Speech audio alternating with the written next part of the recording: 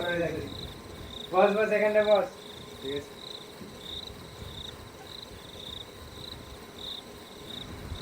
ভাই অন্ধকারে তো তোর বাড়িটা চিনতেই পারছিলাম না ভাই। ছাড়, কিছু খাওয়া। দাঁড়া দাঁড়া, তোর জন্য দুটো পান্তো আর একটা ল্যাংচা আছে। দাঁড়া, খাওয়া দাওয়া পরে হবে। আগে বইটা দে, যা চাইছিলাম, বাইরে গিয়ে পড়বো। হ্যাঁ হ্যাঁ দিচ্ছি।